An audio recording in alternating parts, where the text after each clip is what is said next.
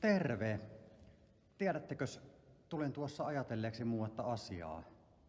Rupesin nimittäin miettimään, että mitä mahtaa ihmisille tulla mieleen kreikan kielen kirjaimesta psi. Se on se tämän näköinen.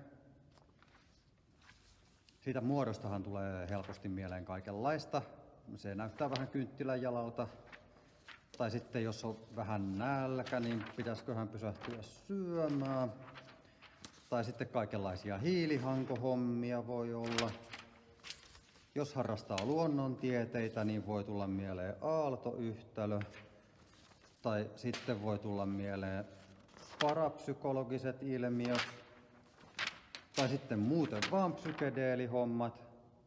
No, minä olen ehkä hieman böbi. Minulle tulee nimittäin mieleen soolokontrabassokappale. Sen nimi on kyllä psi, että sikäli ihan luontevaa. Luciano Berio on säveltämä tällainen. Se on oikeastaan aika hauska. Oikeastaan aika hauska kappale kyllä. Minähän voisin soittaa sen teille. Jaksatte varmaan sen verran kyllä kuunnella.